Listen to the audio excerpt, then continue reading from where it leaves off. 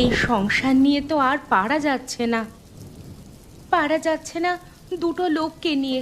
এদের জ্ঞান নেই যে ঘরে এত বৃষ্টিতে জল পড়ছে, অথচ ঠিক করতে হবে। কেন যে এদেরকে বিয়ে করতে গিয়েছিলাম কে জানে।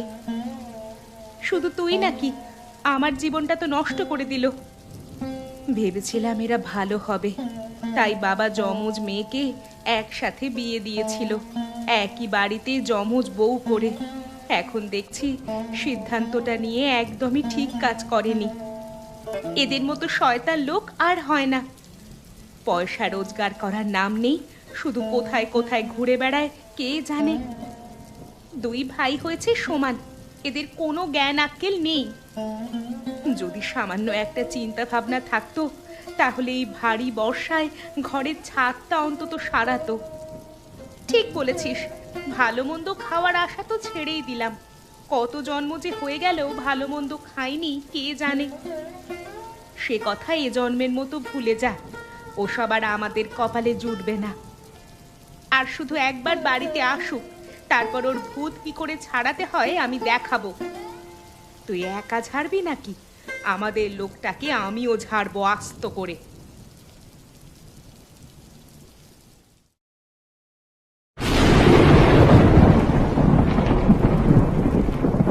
সংসার করেছো কি করতে? হ্যাঁ, কোনো দায় দায়িত্ব যখন নিতেই পারো না। কেন, কি ভুল করেছি আমি? কথাটা জিজ্ঞেস করতে তোমার লজ্জা করে না? দেখতে পাচ্ছ না বৃষ্টিতে চারিদিকে জল পড়ছে ঘরের ভিতর? দুই ভাই কোনো কাজের নও। আসল ব্যাপারটা কি বলো তো? দুটো জিনিসের মধ্যে একটা তোমাকে বেছে নিতে হবে। হয় তুমি আমাদের ভাঙা ঘরে রাখবে, না হলে ভালো মন্দ খাওয়াবে। এখন আমার এই বর্ষার দিনে ইলিশ মাছ ভাজা দিয়ে পান্তা ভাত খেতে ইচ্ছে করছে। ইলিশ মাছের অনেক দাম, সম্ভব নয়। তোমার জন্য কি সম্ভব একটু বলবে? আলু ভাতে ভাত ছাড়া তো আর কিছু খাওয়াতে পারোনি আমাকে। নিজে দেখেই তুমি গরিব বাড়িতে বিয়ে করে এসেছিলে, তাই এখন আর অভিযোগ করে কিচ্ছু হবে না। চেষ্টা করলে তো একটু বড় লোকও হতে পারো। পরিষ্কার করে বলছি, যতটা সম্ভবে কোলাই ততটাই আমি করি। এখন তাতেও যদি তোমাদের শখ না মেটে তাহলে আমি কি করতে পারি? বুঝতাম যদি অন্য ভাইটাও তোমার থেকে আলাদা হতো। দুজনে একদম সমান, অকর্মার ঠেকি। অনেক রাত হয়েছে, শুয়ে পড়ো, বেশি কথা বলো না, যত সব। গায়ে তো লাগবেই, উচিত কথা বললে গায়ে লাগবে। গায়ে লাগুক, তবু আমি বলছি বৃষ্টির দিনে ইলিশ মাছ আর পান্তা ভাত খাবই আমি, এটা আমার জিদ।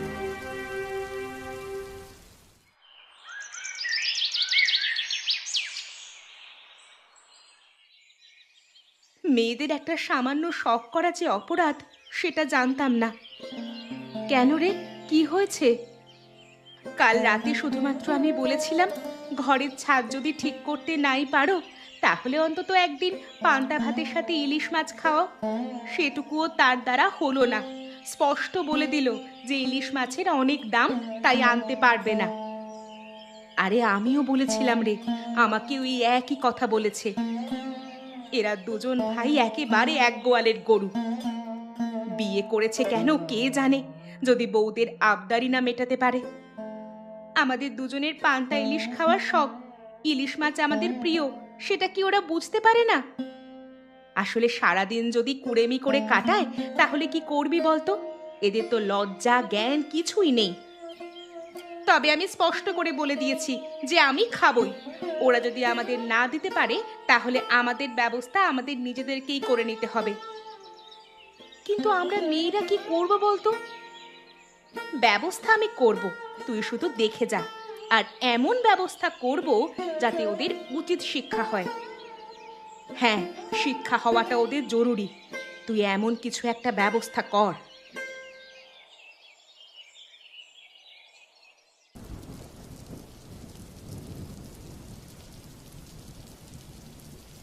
এই বৃষ্টির দিনে ছাতা মাথায় কোথায় যাচ্ছ নীলিমা? যেদিকে দু চোখ যায় চলে যাচ্ছি। এই সংসারে আর ভালো লাগছে না।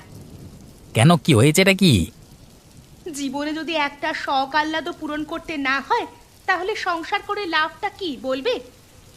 কি সব হয়েছে বলবে তো, যেটা মেটেনি। বর্ষার দিনে আমাদের দুই বোনের অনেক দিন ধরে ইলিশ মাছ খাওয়ার শখ, পান্তা ভাতের সাথে। কিন্তু আমাদের ঘরের লোকগুলো এতই অকর্মা যে সেসব কথা কানেই তুলছে না। পরিষ্কার বলে দিয়েছে আনতে পারবে না। ইলিশ মাছ দামি বটে, তবে আমি কিছু একটা ব্যবস্থা করলেও করতে পারি। তুমি কি ব্যবস্থা করবে? এই তোমাদের দুই বোনের ইলিশ মাছ খাওয়ানোর ব্যবস্থা করতে পারি। কিন্তু তুমি কেন করবে? আসলে আমার একটা কাজ অনেক দিন ধরে আটকে রয়েছে, সেই কাজটা যদি উদ্ধার হয়ে যায় তাহলেই করতে পারি। কি কি কাজ বলবে আমাকে? আসলে শয়তান অবিনাশ লোকটা অনেক দিন ধরে টাকা পয়সা ঝেড়ে নিজের সম্পত্তি বাগিয়ে রেখেছে। আসলে এই যে তোমরা গরিব, এর পেছনে দায়ী ওই অবিনাশ বাবু। আমাদের সবার টাকা ও ঝেড়ে বড়লোক হয়ে বসে আছে। কিন্তু আমরা কি করতে পারি বলো? যে করি হোক, যদি ওই লোকটাকে খতম করা যায় বা সরিয়ে দেওয়া যায় তাহলেই আমাদের হাতে টাকা আসবে এবং যত ইচ্ছে ইলিশ খাওয়া যাবে। তাহলে তো ভালো কথা। ওই বুড়ো এমনিতেও খুব একটা ভালো লোক নয়, তাহলে তাই করা যেতে পারে। কাজটা কিন্তু তাহলে তোমাকে করতে হবে, একটু মানে সাহায্য করতে হবে, বাকি কাজটা আমি করে নেব। ঠিক আছে, কি করতে হবে জানিও, তোমার কাজ হয়ে যাবে। কিন্তু কাজ হওয়ার পরে প্রতিজ্ঞা ভুললে কিন্তু চলবে না। না না, একদম ভুলবো না, তুমি চিন্তা করো না।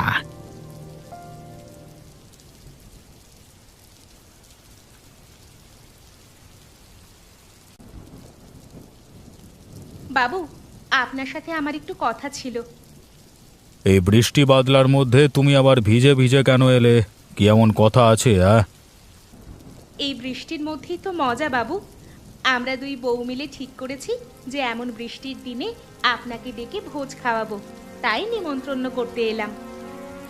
বাহ, হঠাৎ করে যে এমন সুমতি হলো তোমাদের। হয়েছে তার কারণ হচ্ছে যে পান্তা ইলিশ আমাদের খুব প্রিয় এবং আমি শুনেছি আপনারও প্রিয়। তাই গরিবের ঘরে যদি পায়ের ধুলো দিতে অসুবিধা না হয় তাহলে অবশ্যই আসবেন। আরে আমি গ্রামের মধ্যে একটা মানুষ, টাকা অনেক কামিয়েছি জীবনে, কিন্তু মানুষের সঙ্গ নিজের বলতে তো কাউকে পাইনি বেশি। এখন তোমরা যদি আমাকে শখ করে নেমন্তন্ন করতে আসো তাহলে কি আমি ফিরিয়ে দিতে পারি বলো? ঠিক আছে, কাল সকালবেলায় আসবেন বাবু। তুমি একদম চিন্তা করো না, আমি ঠিক আসবো। তবে বৃষ্টি বাদলার দিন তো, একটু সাবধানে আসবেন। তুমি ভুলে যেও না নীলিমা, আমি গ্রামের ছেলে। এই গ্রামের রাস্তায় ঘাটে খেলাধুলা করে বড় হয়েছি। আমাদের এই গ্রামের রাস্তায় কি ভয় বলো? তাহলেও কোথা থেকে যে কি হয়ে যায় বলা তো যায় না, তাই বলছি একটু সাবধানে আসবেন বাবু। ঠিক আছে, তুমি চিন্তা করো না, তুমি কালকে সকালবেলায় রান্না করো, আমি দুপুরবেলা ঠিক পৌঁছে যাব। ঠিক আছে বাবু, আমরা তাহলে আপনার অপেক্ষা করব। এখন যাই। বেশ বেশ বেশ, যাও তুমি, বেশ।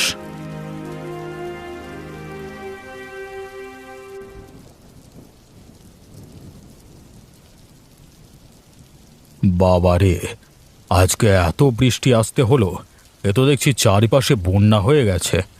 তবে এই দিনে ভোজ খেয়ে মজা। তবে ভালোই ভালো ওদের বাড়ি থেকে ফিরে আসতে পারলে হয়। উফ, বৃষ্টির জলে এত চারিদিকে একেবারে যেন ধোঁয়াশা হয়ে গেছে। ও কিচ্ছু দেখা যাচ্ছে না। সামনে খানাখন্দ থাকলে সেটাও তো দেখা যাচ্ছে না। কিন্তু আমাকে দেখতে পাচ্ছেন তো বাবু? আর খগেন, তুমি এই বৃষ্টির দিনে একা একাই ভরা নদীর সামনে দাঁড়িয়ে কি করছো? আপনি যে আজকে এই পথ দিয়ে আসবেন আমার জানা ছিল, তাই আপনার অপেক্ষা করছি একটু। মানে মানে বুঝলাম না তো। আমাকে যদি কোনো দরকার থাকে তাহলে আমার বাড়িতে যেতে পারো, এখানে কেন অপেক্ষা করছো? তার কারণ হচ্ছে আমার উপর একটা অনেক বড় দায়িত্ব আছে। কিসের দায়িত্ব শুনি? আপনাকে স্বর্গে পৌঁছানোর দায়িত্ব আমার উপরে আছে। আগে জানতাম লোকের গরমে মাথা খারাপ হয়, তোমার কি বর্ষায় মাথা খারাপ হলো নাকি? সরে যাও বলছি, এখন আমার কাজ আছে। তোমার সাথে দাঁড়িয়ে বক বক করবার সময় নেই এখন। যা বেটা অবিনাশ, নিপাত যা। বাঁচাও বাঁচাও, ডুবে যাচ্ছি, বাঁচাও! এবার বেটা বুঝলে তো আমার পেছনে লাগতে আসবার ফল। এবার তোমার সব সম্পত্তির মালিক হব আমি। এতদিন অনেক সহ্য করেছি তোমাকে, অবশেষে ওই বোকা নীলিমাটার কৃপায় সেই দিন এলো। স্বর্গে গিয়ে ভালো দেখো বেটা, পুরো ডিগি টিকি ডিগি টিকি।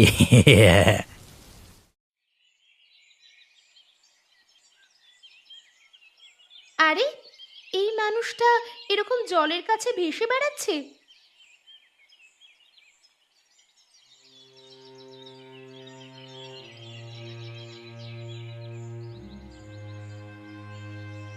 আপনি কে? আপনি কেন এখানে ভেসে ভেসে এসেছেন বর্ষার দিনে? জলে পড়লেন কি করে? খুব কষ্ট হচ্ছে গো মা। আমাদের গ্রামের খগেন নামের একটা বদমাইশ লোক আমাকে জলে ঠেলে ফেলে দিয়েছে আজকে। আমি ভোজ খেতে যাচ্ছিলাম, আর সেই লোকটা তখন আমার উপর আক্রমণ করে। ওই খগেন, ওই শয়তান লোকটাকে আমি বেশ চিনি। তবে আমার মনে হয় এই ষড়যন্ত্রে খগেনের সঙ্গে অন্য লোকেরাও মিশে আছে। সেটা আপনাকে ঠিক করে ভাবতে হবে। তুমি খগেনকে কি করে চিনলে? অনেকদিন আগে ওই লোকটা আমাদের এখানে মাছ কিনতে আসতো। তখন মাছ নেওয়ার নাম করে সবাইকে ঠকিয়েছে। আমাদের চরের সবাই ওকে মারতে চায়। কিন্তু আমার হাতে তো করবার মতো কিছু নেই। আছে, আপনার মতো বৃদ্ধ মানুষের ওপর যে অত্যাচার করে তাকে সাজা দেওয়ার জন্য যথেষ্ট উপায় আছে। তবে আগে আপনাকে সুস্থ হয়ে উঠতে হবে। আমি তো ভেবেছিলাম আমি মরেই যাব এই জলের টানে। আপনার মৃত্যু ততক্ষণ হতে পারে না যতক্ষণ না ওই খগেন লোকটা শাস্তি পাচ্ছে। আপনাকে কষ্ট দিয়ে সে ভয়ানক পাপ করেছে। তুমি আমার প্রাণ বাঁচালে, আমি তোমার ঋণ কোনো দিন ভুলবো না। সেটা বড় কথা নয়, বড় কথা হচ্ছে আপনাকে এখন বাঁচতে হবে। চলুন আমার সঙ্গে, আমার বাড়িতে গিয়ে থাকবেন আমার বাবার মতো।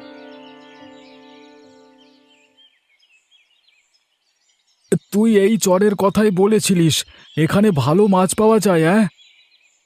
হ্যাঁ, এইখানের কথাই বলছিলাম। আমি অনেক দিন আগে এই খানের নাম শুনেছিলাম। সত্যি সংসার করা বড্ড জ্বালা। মেয়ে মানুষের আবদার পূরণ করতে করতে পুরো জীবনটা কেটে যায়। আর সেই জন্যই তো এত অভাবের মধ্যেও এত দূরে মাছ কিনতে আসতে হলো, ভাবা যায়? আরে ওটা কে? সত্যি তো, বাবু, বাবু চিনতে পারছেন আমাকে? বাবু, চল চল এগিয়ে যাই সামনে।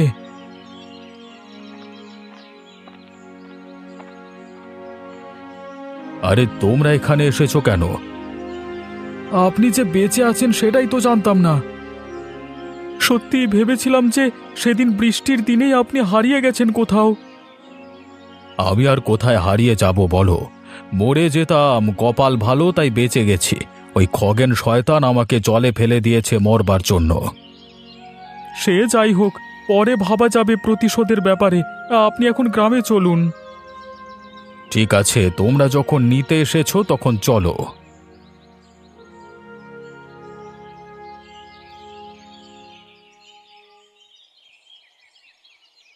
বাবু, আপনাকে বারবার বললাম আপনার বাড়িতে যাওয়া কি খুব জরুরি? কেন তোমরা আমাকে আমার বাড়ি যেতে বাধা দিচ্ছ কেন? আপনি গেলেই সব বুঝতে পারবেন। আরে বাবা, এই বুড়ো মালটা দেখছি এখনো বেঁচে আছে। আরে কোত্থেকে এলি রে বুড়ো? হ্যাঁ রে গোপাল রতন, তোর এই বুড়ো ভামটাকে কোত্থেকে ধরে আনলি? মুখ সামলে কথা বল খগেন। আমাকে খুন করবার চেষ্টা করে এখন আমার সম্পত্তি অধিকার করে বসে আছিস। বেশি কথা বললে বুড়ো তোমাকে উড়িয়ে দেব। একবার যখন দিয়েছিলাম তখন হুঁশ ছিল না, নাকি শিক্ষা হয়নি? বাবু চলুন, আমরা পরে যা হোক ভাবনা চিন্তা করব, এখন কিছু করা ঠিক হবে না। আমরা এখানে ঝগড়া ঝামেলা করতে আসিনি বাবু, আমাদের চলে যাওয়া দরকার। আমি চলে যাচ্ছি খগেন, তবে বলে যাচ্ছি একটা কথা। ওপরওয়ালা আছেন, তিনি এর সঠিক বিচার করবেন, তুই শুধু দেখে যা। চুপ করো তো। কে কি করবে আমি ভালো মতো দেখে নেব। যত সব আমাকে আমার ভয় দেখাতে এসেছি। আবার দেখা হবে আমাদের। যেমন কষ্ট আমি পেয়েছি তার থেকে বেশি কষ্টে তুই মরবি। এটা আমার তোকে অভিশাপ।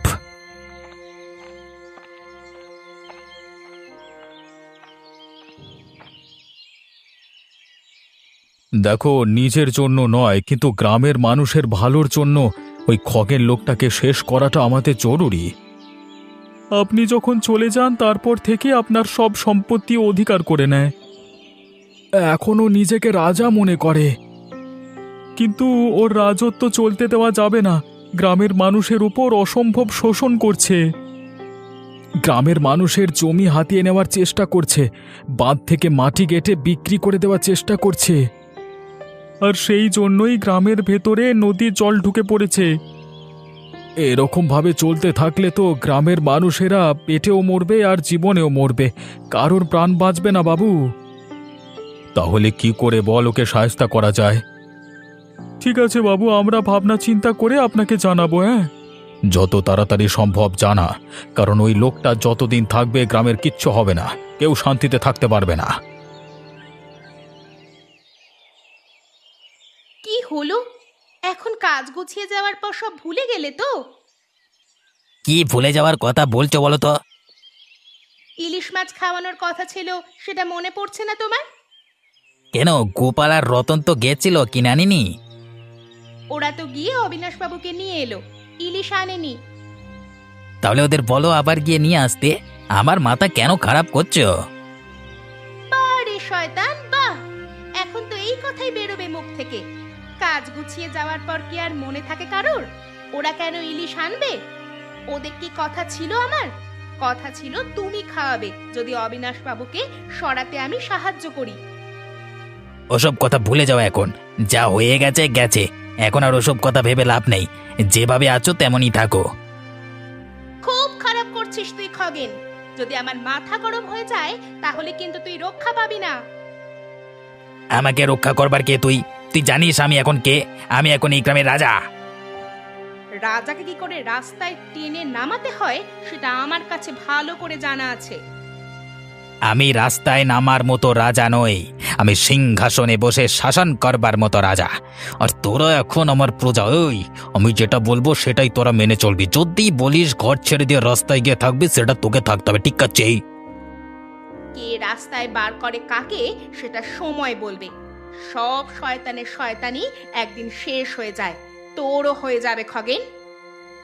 এই আমাকে ভয় দেখাস না।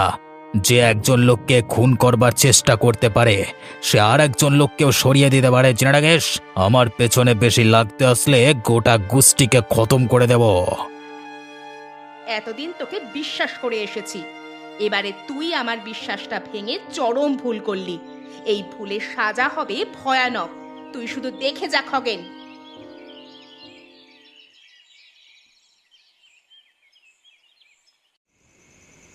তোমার সাথে আমার কিছু কথা ছিল। কি কথা বলো তো? আমি লোভের বশে একটা খুব বড় ভুল করে ফেলেছি এবং সেই অনুশোচনায় আমি জ্বলছি। তুমি আবার কি ভুল করলে? ভুল আমি এটাই করেছি যে তুমি যখন ইলিশ মাছ খাওয়াতে পারোনি তখন খগেন আমায় বলে ইলিশ মাছ খাওয়াবে যদি অবিনাশবাবুর ক্ষতি করতে পারি। তো সেজন্যই আমি অবিনাশবাবুকে আমাদের বাড়িতে নেমন্তন্ন করেছিলাম এবং সেই সুযোগে খগেন ওকে জলে ফেলে দিয়েছিল। কি এত বড় কথাটা তুমি আমার থেকে এতদিন লুকিয়ে রেখেছিলে? তুমি জানো এটা কত বড় পাপ, কত বড় অন্যায়? আমাকে ক্ষমা করে দাও, আমি ভুল করে ফেলেছি নিজের লোভের বশে পড়ে। তবে আমি আর এই ভুলের বোঝা টেনে নিয়ে যেতে পারছি না। আমি পাপের প্রায়শ্চিত্ত করতে চাই। কি করতে চাও তুমি? খগেনকে আমি দিতে চাই উচিত শাস্তি। অবিনাশবাবুকে সে ঠিক যেভাবে কষ্ট দিয়েছে আমিও তাকে ঠিক সেভাবেই কষ্ট দিতে চাই। শাস্তি তো আমরা দিতে চাই, কিন্তু হাতে পেলে তবে তো। পাবে। কাল সকালে যদি আমরা সবাই মিলে যাই ওকে পাওয়া যাবে, কারণ ও একটা জমি অধিকার করেছে এই কদিন আগেই। সেই জমিটা দেখতে যাবে কাল সকালে, নদীর ধারের পাশের জমি, ওখানেই ওকে পাওয়া যাবে। তাহলে তো ভালোই হবে, যেখানে অবিনাশবাবুকে মারতে চেষ্টা করেছিল সেখানেই পাওয়া যাবে ওকে। আর আমি নিজে সাক্ষী দিয়ে ওকে ফাঁসাবো। আর বাকিটা আমরা দেখে নেব।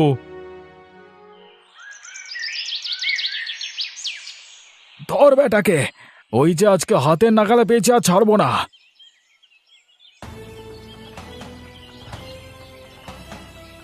তুই আজকে এসে দেখা খগেন আমাদের সামনে। সেদিন তো বড় বড় কথা বলেছিলিস, আজকে দেখবো তোর কত বড় ক্ষমতা আর আমাদের কত ক্ষমতা। পালানোর চেষ্টা করে লাভ নেই খগেন, পেছনে বন্যায় উত্তাল নদী, আর তুই ভালো সাঁতার জানিস না, পড়লি মরবি। আর সামনে আমরা, তোর জম, চুপচাপ দাঁড়িয়ে থাক ওখানে। আমাকে মারতে আসো তোমরা কোন সাহসে? তুই সাহস দেখাচ্ছিস? তোর মতো ছোট লোকের জাত, তোর মুখ থেকে একটা কথা শুনতেও আমার ঘেন্না করে। তোর মতো একটা শয়তান পাপীর কথায় ভুলে কিনা আমি অবিনাশবাবুকে মিথ্যা ষড়যন্ত্রে ফাঁসিয়েছিলাম। তাতে তো তোরও তো লাভ ছিল। আর সেই লোভটা করেই আমি ঠকেছি, কিন্তু এখন আমি বুঝেছি আমি পাপ করেছি, আর সেই পাপের প্রায়শ্চিত্ত আমাকেই করতে হবে, আর তার জন্য সাজা দেব আমি তোকে। এ অবিনাশ চোর, বাবার সম্পত্তি চুরি করে নিজে বড় লোক হয়ে বসে আছে। তুই নিজে চোর তাই অন্যকে চোর দেখিস খগেন। এই গ্রামের মানুষের জন্য জীবন দিতে দিতে আমার গোটা জীবনটাই ফুরিয়ে গেল, আর এখন তুই আমাকে চোর বলছিস? তোর লজ্জা করে না? তুই নিজে কতবার আমার থেকে সুযোগ সুবিধা নিয়েছিলিস মনে নেই? এই চলো সবাই সবাই, 3 দিক থেকে ঘিরে ওকে মারা হোক। হ্যাঁ চলো।